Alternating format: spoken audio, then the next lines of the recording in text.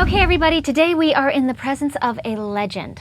Our guest has been named a Disney legend in 2009. He has voiced the iconic Disney characters of Goofy and Pluto for more than 20 years.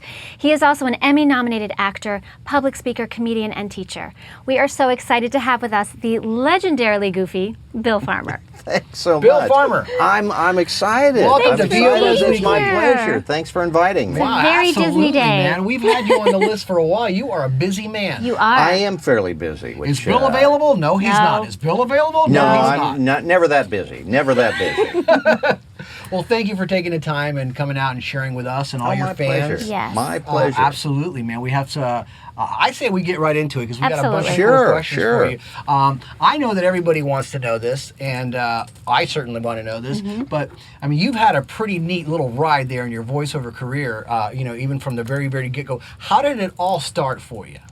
Well, depends on how far. I was born in a little town in Yes, Kansas. let's go back yeah. all the Go way. back. Yeah, actually I was. I was born in a little town in south central Kansas, Pratt, Okay. Kansas. And I was just one of those kids who was enamored with TV and movies and cartoons and everything showbiz, because there's not a whole lot to do in the middle of south central Sure. Kansas. And I just, I used to go to the movie all the time and would just dream about, God, that would be great to be able to be in that business, and never thinking that it would ever possible, because it was just, a million miles away, and just, I didn't know people actually did that. And, you never get any encouragement back then. It's like, Yeah. you want to go out to Hollywood? What? Them people are weird. You don't want to do that. You want to stay right here. Get And you so- a real job. Yeah, get your real job, be a blacksmith or something. I lived in the Old West. Yeah, or a sheep herder. Right. And I just loved the movies and TV, and I would just practice voices too. I found that I had an affinity for doing voices even Right. at an early age, and I would watch. Like, how old were you when you thought I could do voices? Well, when I really got the facility for doing it was when my voice changed. It really Aha. changed when I was about 12 or something like that. But Okay. before, I would actually practice things like, in those days, gosh, it was Yogi Bear, and I'd run around the house, hey, Boo-Boo, how are you? Hey, Yogi, how are you? Yeah. Exit, stage left. So I would practice all of the that's so Hanna-Barbara cool. Yeah. and the Warner Brothers and The Disney. one-man show. Yeah. And all of those, never thinking that it would turn into any kind Yeah. of career. But I was the kid in high school. I had ADD, and so I was always daydreaming. It's always like, Billy, pay attention. You're always looking out the window. And I was daydreaming. Is ADD always daydreaming? I think it is. Yes, Yeah, that's yes. part of it. Okay, Yeah, always always daydreaming. There you go. I spent the whole 5th grade in the coat room. Go back in the coat room. You're Oh, a naughty no. boy.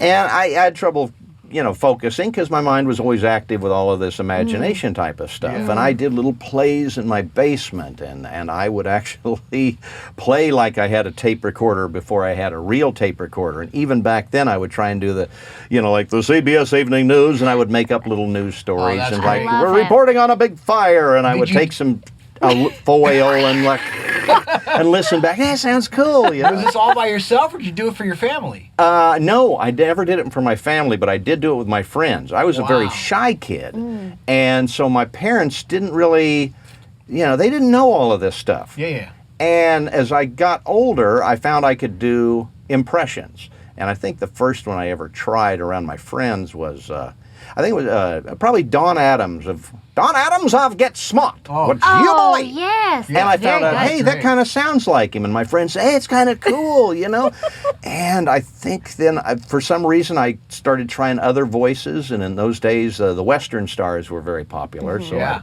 I kind of worked out a John Wayne. And get them wagons in a circle, Pilgrim. And, well, Mr. Johnson, here we are. All them old sidekicks and stuff. And I got tapped to do That's good, dude.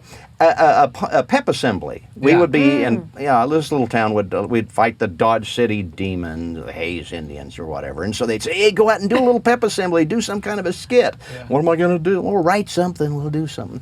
And so I would go out and do the John Wayne. Well, let's get over there to Dodge City and whip them demons into shape, and people would laugh and stuff Yeah. like that. And it was an outlet for me. Yeah, man. And then I got asked to perform at a church church in my hometown. They were having like a little after-dinner thing. Would you be the after-dinner entertainment? And I'd never thought about doing So that. kind of like dessert. Yeah, Ah. and so I had to write a little routine, and I would go up and I wrote a few little jokes, or and I did a little routine. And my parents didn't even know I did impressions at that time, and until someone came to my dad and said, "Well, your son was really good at the church the other night." And it's like, what did he do? Well, he did impression. Bill did impressions. Wow. So he came to me and said, "What's this about you doing impressions?" I And kind of how old were you then?